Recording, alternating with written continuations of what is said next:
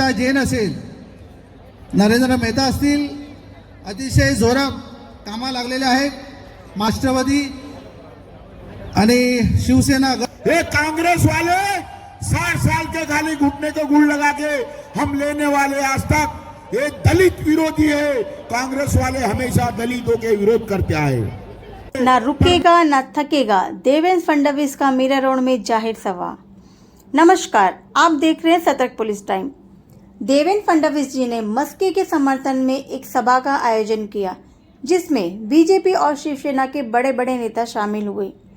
20 तारीख के चुनाव अब की बार सिर्फ चुनाव ही नहीं बल्कि एक युद्ध है, जिसमें एक और कौरवों की सेना है और दूसरी ओर पांडवों की सेना है। पांडवों की सेना का समर्थन नरेंद्र मोदी जी कर रहे हैं। अब आप ही सोचिए कि जीत किसकी होगी। आज की सभा में मस्के के समर्थन में सभी में काफी जोश देखने मिला।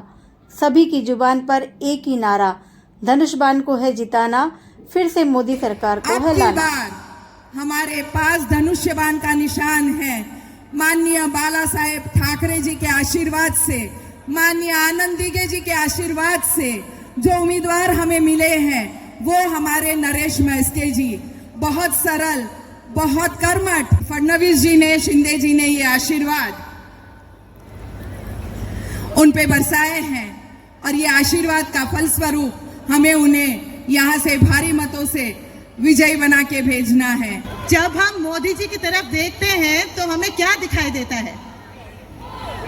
मोदी मोदी।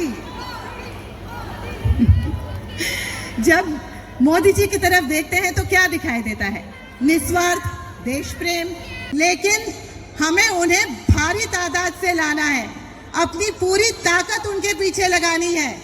और हमारी ताकत जब नरेश मस्के जी के पीछे लगेगी तभी जाकर हमारी आवाज मोदी जी तक पहुंचेगी।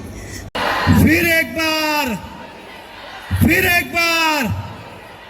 कि इस बार इतनी ताकत के साथ बटन दबाए धनुष्य बाण का कि आने वाले 5 पीढ़ी तक याद रखे कि गद्दारी का मतलब क्या होता है।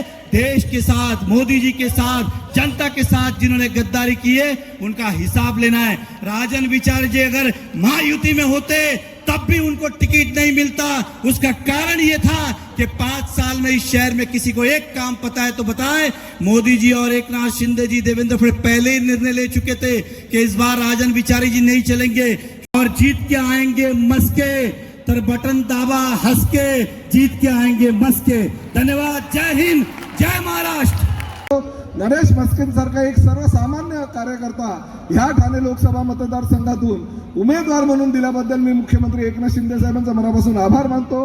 ह्या कार्यक्रमाला आपण आल्याबद्दल देवेंद्र फडणवीस साहेबांचा मनापासून आभार मानून माझी रजा घेतो। जय हिंद, जय महाराष्ट्र। भारत अब की बार फिर एक बार। फक्त मला एवढंच आपल्याला हात जोडून विनंती करायचे की सर्वसाधारण कार्यकर्ता, झेंडे लावणारा कार्यकर्ता, बोर्ड लिहिणारा कार्यकर्ता, अशा जाहीर सभांचं नियोजन करणारा कार्यकर्ता हा सुद्धा खासदार होऊ शकतो।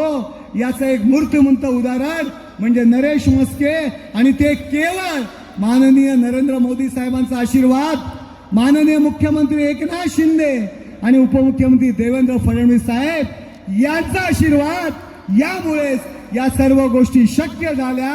मी माननीय देवेंद्र फडणवीस साहेब यांचे मी आभार मानतो की माझ्यासारख्या एक तळागाळातील कार्यकर्त्याला, ज्यांनी विद्यार्थी दशेपासून या पॉलिटिक्स मध्ये सुरुवात केली, त्या कार्यकर्त्यांच्या पाठीवर तुम्ही हात ठेवलात आणि हा कार्यकर्ता दिल्लीपर्यंत पोहोचवताय।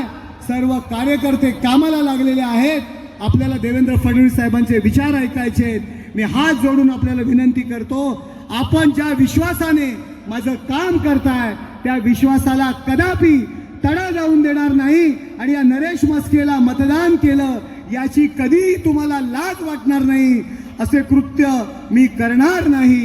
कायम आपल्याला अभिमान राहील की आम्ही जो निवडून दिलेला खासदार आहे तो आमचे प्रश्न दिल्लीमध्ये मांडतोय, आमच्यापर्यंत येऊन पोहोचतोय।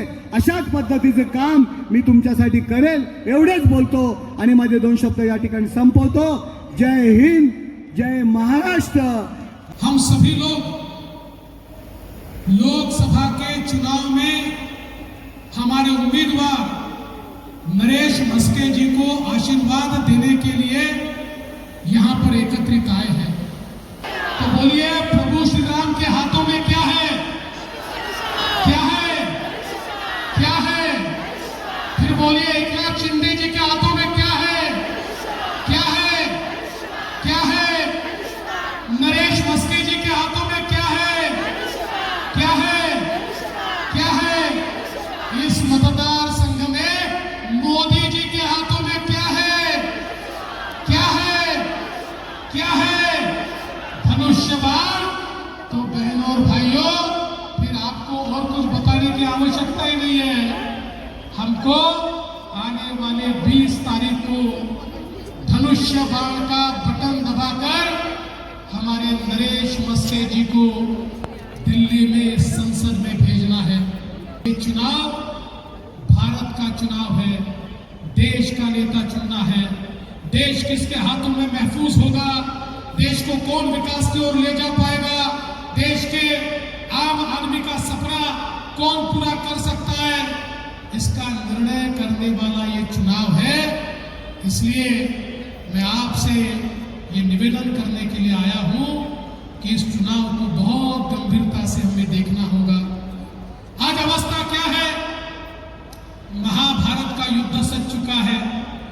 जैसे महाभारत में एक और पांडवों की सेना थी, पांडवों के साथ कई राजा थे। दूसरी ओर कौरवों की सेना थी, कौरवों के साथ भी बहुत बड़े पैमाने पर राजे थे, रजवाड़े थे और युद्ध सजा था। वैसा ही भारत का युद्ध सजा है। एक और विश्व गौरव विकास पुरुष नरेंद्र मोदी जी पांडवों की सेना लेकर खड़े हैं और इस सेना में मोदी जी के साथ हमारे शिवसेना के एकनाथ शिंदे जी हैं, हमारे एनसीपी के अजीत पवार जी हैं, हमारी मनसे है, हमारी रिपाई है, हमारी पीरिपा है, हमारी जनसुराज्य है, हमारी रैयत क्रांति है। ये सब मिलकर पांडवों की सेना तैयार हुई है। और कौरवों की सेना में कौन है? राहुल गांधी है। और राहुल गांधी जी के साथ 24-25 पार्टियों की खिचड़ी है। ये देश के प्रधानमंत्री का पद है, इसको बंटवारा करने का अधिकार तुमको नहीं है। और इसीलिए देश की जनता ने ये तय कर लिया है, इस देश में फिर एक बार, फिर एक बार, फिर एक बार और अब की बार 400 पार। और इस 400 पार में थाने से हमारे नरेश मस्के जी भी होंगे, ये मीरा भाईंदर वालों ने तय करके रखा है। ऐसी हमारी ये विकास की ट्रेन है। हमारे विकास की ट्रेन को मोदी जी का इंजन लगा है, मजबूत इंजन है। अलग अलग पार्टियों की बोगियां, डब्बे लगे हुए हैं और इन डब्बों में सभी के लिए बैठने की जगह है। दीन, दलित, गरीब, आदिवासी, मजदूर, किसान, खेत मजदूर, सभी लोग, अल्पसंख्यक, ओबीसी, भटके, विमुक्त, सभी लोगों को बैठने की जगह हमारी इस ट्रेन में है। और इस ट्रेन में मोदी जी के इंजन के साथ हम लोग सबका साथ, सबका विकास कहते हुए सबको विकास की ओर ले जाते हैं।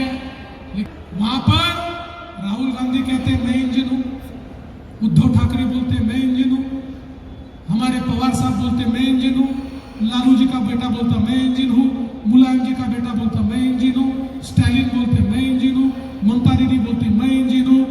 वहां पर एक भी डब्बा नहीं है, सब अपने आप को इंजन मानते हैं। और आपको पता है, इंजन में आम आदमी के बैठने की जगह नहीं होती, इंजन में केवल ड्राइवर बैठता है। और इनका इंजन ऐसा है, राहुल गांधी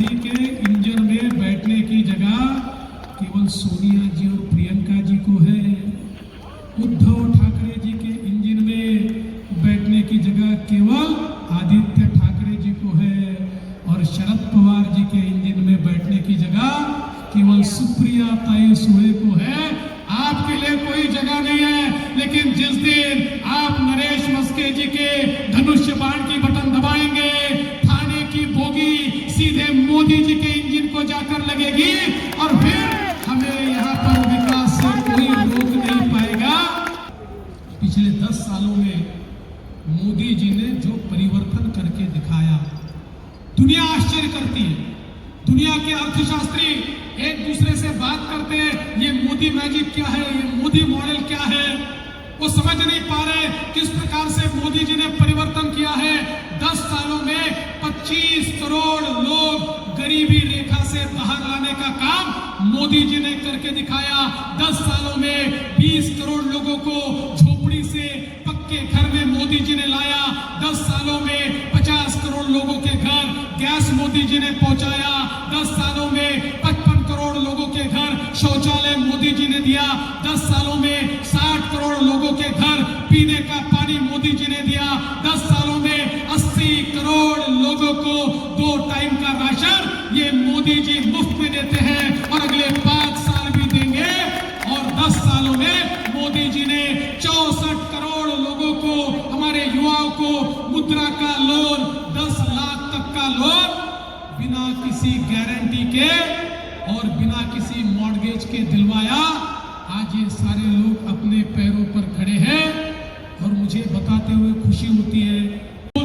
वहां पर हम लोग अपना चंद्रयान उतारे, हम नहीं उतार पाए, भारत ने उतार कर दिखा दिया। ये नया भारत है। आज इस नए भारत का सारी पूरी दुनिया है। दोस्तों, मैं आपको याद दिलाना चाहता हूं वो जमाना भी जिस समय हमारी मुंबई में बम विस्फोट होते थे, पूना में होते थे, काशी में होते थे, हैदराबाद में होते थे, बंगलोर में होते थे, हर जगह बम विस्फोट होता था। बम विस्फोट होने के बाद हमारी सरकार क्या करती थी? हमारी सरकार केवल पाकिस्तान का निषेध करती थी, भर्त्सना करती थी, पाकिस्तान की बुराई। और मोदी जी ने तो कहा, अरे पिछले 10 साल ये केवल ट्रेलर था, असली पिक्चर अभी बाकी है। मोदी जी ने कहा 10 सालों में आपने जो काम देखा वो तो केवल स्टार्टर था, अभी असली खाना परोसना बाकी है। आने वाले 5 वर्षों में जिस प्रकार से इस देश को मोदी जी बदलने वाले हैं, मैं तो आपसे निवेदन करने के लिए आया हूं। इस बार का मतदान ये भाजपा के लिए, ये महायुति के लिए नहीं है। इस बार का मतदान भारत के लिए है। ये भारत मोदी जी के हाथ में सौंपकर फिर एक बार हमको इस प्रकार के भारत का निर्माण करना है। दुनिया का सर्वोत्तम देश होगा, ऐसा भारत अगर बनाना है तो दोस्तों आने वाले 20 तारीख को हमें धनुष्य बाण का बटन दबाना होगा। धनुष्य बाण का बटन दबाने के बाद वोट तो नरेश मस्के को मिलेगा, लेकिन आपका आशीर्वाद नरेंद्र मोदी जी को मिलेगा।